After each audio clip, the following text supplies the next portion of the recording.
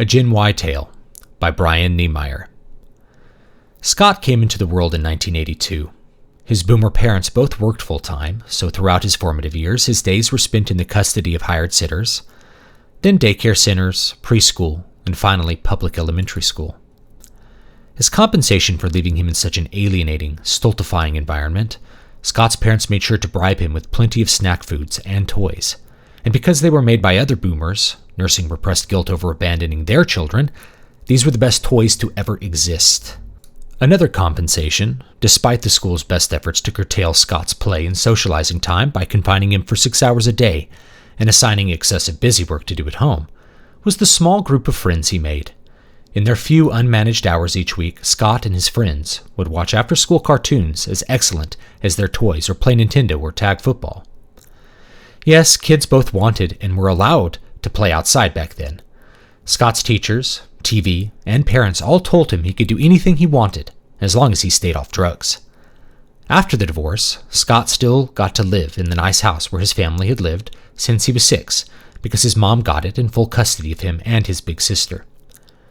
The once cozy place on the shady residential street seemed bigger and emptier, even though Scott's dad had seemed to spend most of his time at work. But the worst feeling came from Scott's dawning realization that much of what he'd been led to regard as permanent was ephemeral and unreliable. By the time Scott started high school, most of his childhood friends had drifted away.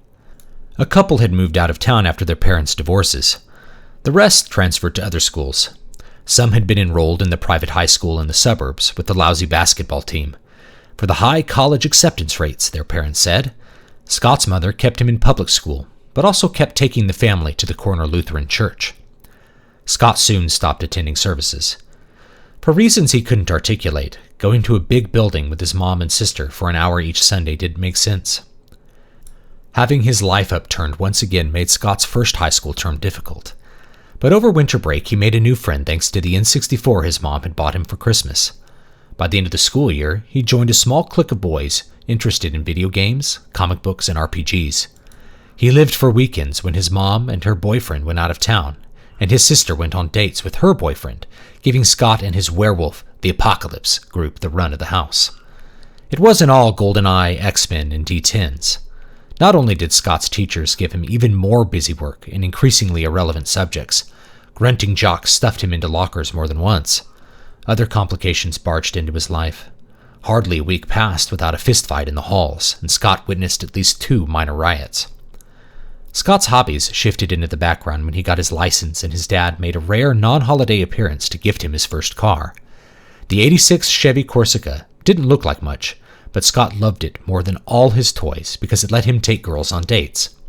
Despite his nerd-adjacent rep, Scott still played football in the vacant lot next door, blacktop basketball on the church playground, and frisbee golf in the local park. He also started lifting weights in the school gym. At 17, he was in the best shape of his life and managed to get a couple dates a month. Nothing serious developed. Half the time, Scott's dates consisted of taking a girl to a friend's place and hanging out with a mix of other couples and stragglers. Though game nights also started devolving into late-night gab sessions with his friends, he usually left the table feeling more satisfied than when he dropped his latest girlfriend at home. Senior year caught Scott with no definite plans for the future. The TV, his parents, and his guidance counselors had all said to trust each other, and they'd all agreed that Scott could do whatever he wanted. When he admitted to not especially wanting to do anything, they told him to get a college degree. Any degree.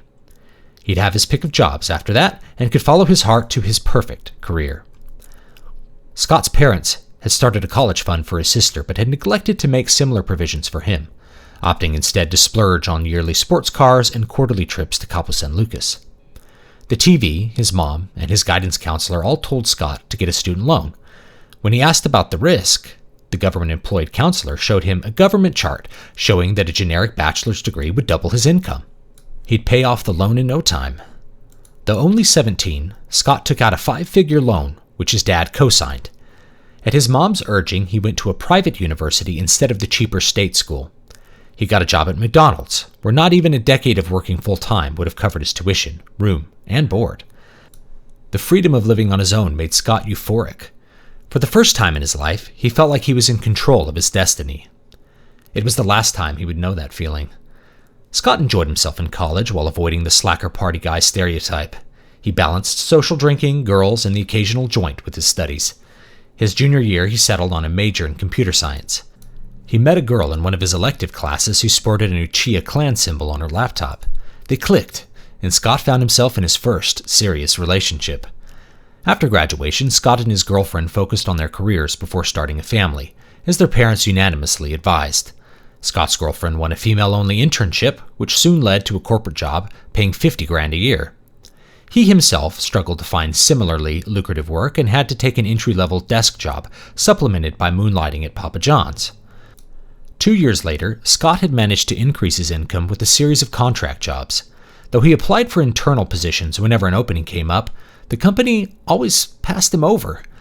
At those times, scenes from Office Space would pop into his head for no apparent reason. Scott finally went internal, and he and his girlfriend were married at 27. She got the house and the dogs in the divorce. At 37, with a $1,000 alimony payment on top of his $1,000 student loan payment, Scott once again took a part-time job. Instead of fast food, he got a gig doing after-hours IT work at a small company downtown. One late night, on the crosstown drive back to his apartment, a flight of fancy directed Scott to take a detour past the university campus.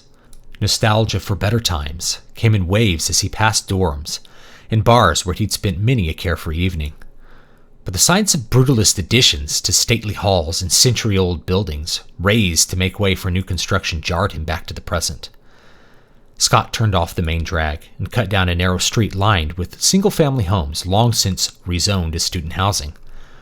Harsh LED streetlights gave way to mellow glass globes atop wrought iron stands. He slowed down as he neared a rambling bungalow once shared by some of his college buddies. Not a single car on either side of the street postdated the late 90s. Scott cracked a smile. The trope of the poor college student would never change. His smile contracted into an O when he spotted the chrome-orange minivan in the bungalow's driveway, the same place his friend Bruce had always parked his identical vehicle, which the old gang had called Pumpkinmobile. Scott had to blink when he drove by and saw the van's rear door papered with the same Star Wars, Warhammer, and Metal Band stickers that Bruce had slapped on the Pumpkinmobile. All doubts vanished. It was the Pumpkinmobile. Scott first entertained, but quickly dismissed, the notion that Bruce had returned to the old place for a visit. He'd sold his trademark orange van to an out-of-state buyer after burning out of school. Clearly the vehicle had changed hands over the years, only to wind up with someone who also lived in its former owner's old house. Curiosity shouted down Scott's inhibitions. He made a U-turn in the next intersection and came back for another pass. Emboldened by his first break from the norm, he parked in his former customary spot out front and approached the Pumpkinmobile on foot. "It looks exactly the same as the last time I saw it." No, not exactly the same. The Revenge of the Sith teaser sticker was missing. All the others were in order, though. Perfect order, as if they hadn't seen a day of sun or rain in 15 years. The owner must keep it in the garage most of the time. But why would anyone be so protective of a garish 20-year-old beater? Multiple young, masculine voices rose in a cheer, interrupting Scott's contemplation. Residual laughter still emanated from the house. Scott recognized that laughter. He'd heard it semi-regularly throughout his college years. Mounting questions drove him up the front steps to the door. The weathered porch boards creaked a familiar greeting. Light peeked through the patterned curtains hung over the windows. Scott raised his hand to knock, but hesitated. What if I just stumbled upon some kind of reunion? One they didn't invite me to. Scott's life had acquainted him well with the pain of rejection, but this instance cut uncommonly deep. The door swung open in squeaky hinges. As Scott had feared, his former friend Mike stood in the doorway. Not only are they having a reunion, it's an aughts-themed party, judging by Mike's Bush-led Troops Died t-shirt. Mike frowned. I thought you were the pizza guy. Sorry to gate crash. Scott raised his hands apologetically. Mike's frown inverted. Relax. You've always got a seat at our table. Weren't you out with Carrie tonight? Who? The name rang a bell, but Scott struggled to place it. You're late, said Mike. But it's for the best. You missed getting caught in Alex's board wipe. He threw the door wide as he turned and sauntered back toward the dining room. There, the usual Saturday night group from Scott's junior year sat around the battered dinner table, shuffling their magic cards for another game. Scott stepped over the threshold like a sleepwalker come suddenly awake in an unexpected place. Unexpected, but not strange. The scent struck him first and deepest. A citrus plug-in failed to mask the funk of stale beer, Mexican takeout, and a week of dishes left in the sink. The aroma instantly recalled a dozen nights just like this. The relief of returning from a long, arduous trip released tension Scott hadn't known he'd carried. The old habits rushed back in full force. Scott greeted his old friends at the table. He returned his pleasantries with the nonchalance of long familiarity. They responded to his lack of a deck with a more enthusiastic ribbing. Todd bailed him out, as he'd always done, by lending him a spare deck. Scott had gotten word of Todd's death from a heroin overdose in 2014. He almost cracked a joke about it being greatly exaggerated, but decided it would have been in poor taste. Against Scott's wishes, his awareness that something wasn't quite right steadily grew as the night wore on. His friends weren't just sporting period clothes. They were the exact same clothes they'd owned back in college. Early mid-aughts labels adorned every can of soda, beer bottle, and bag of chips. Every card on the table predated 2005. His friends' uniformly youthful appearance was the last oddity Scott noticed. Having last seen them over a decade ago, their unlined faces and full heads of hair matched his mental picture. Only when he took a bathroom break and saw in the full-length door mirror that he'd shed his graying stubble, along with about 20 pounds, did he admit the suspicion planted by the pumpkin mobile. I went back in time? No, that wasn't it. Not quite. Scott felt in his bones that there was no college-aged version of him out there at that moment with Carrie, the psycho fling he'd largely succeeded in forgetting. If he thought that, he would bolt out of the house, race to Bleacher's Bar, and unleash a torrent of dire warnings on his younger self. Instead, he returned to the table, played until the game broke up, and drove home. Scott slept like the dead that night. The next day, he texted Bruce for the first time in years. They made small talk in shorthand. Scott finally worked up the courage to ask Bruce what he'd been up to the night before. His old friend replied with a shrug emoji. In the following weeks, Scott shunned the college campus, even driving blocks out of his way to avoid it. He didn't think he'd blunder into another card game from a long-lost weekend being played in current year, but knowing the possibility existed scared him. He didn't know if he'd join the party again. He didn't know if he'd go home again if he did. Weeks became months. Scott's yearning for bygone camaraderie came and went, but never exceeded his fear.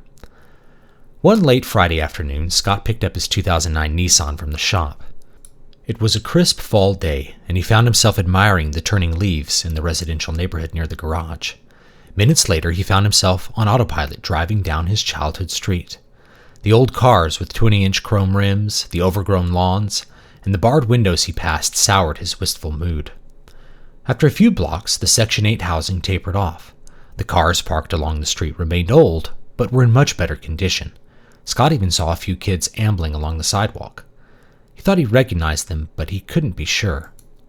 Scott half expected to find his mom and dad waiting in lawn chairs in front of their old house. He was pleasantly surprised to find 4 teenagers exiting a beat-up burgundy Oldsmobile in the driveway instead. All 4 boys carried hard-bound WEG rule books and dice bags. Even Ray, the old zoner, who at 16 had been the wizened elder of Scott's sophomore gaming group. "What took you so long?" whined Evan, the droid navigator on the group's tramp freighter. He looked up at adult Scott and squinted, but that was his default. The game went okay. Steve hadn't had much time to plan the adventure due to imminent midterms, so the party often lost focus. They fell into side talk, mostly geeking out over EU novels or debating points of continuity. Nobody brought up then-current events or personal stuff. Scott felt that doing so would have violated some unspoken agreement. He did roughly date that evening to one of his mom's vacation weekends. He'd been at his dad's the first time around, and Steve's game hadn't survived the interruption. Scott appreciated the chance to play one last session. He slid right back into his Wookiee bounty hunter as easily as he settled back into his old house. Scott's fears were realized in the aftermath of Steve's game. His work suffered as he took to drawing up Dark Ages vampire characters and vintage magic deck lists at the office. He was outlining concepts for a Champions campaign when he got the call from HR. The police forced their way into Scott's apartment after he'd missed 3 alimony payments. They found no sign of him, and no clue as to his whereabouts.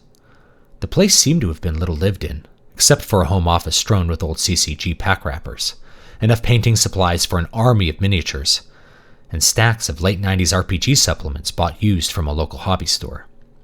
His car finally turned up, near a house that had been split up into apartments. Questioning the mostly foreign tenants unearthed no leads.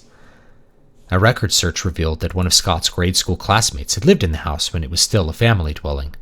Attempts to reach the old schoolmate hit a dead end when it was learned he was KIA in Afghanistan. No one knows if Scott was ever seen again, after his ex-wife seized all his assets and he was declared dead. No one cared to ask,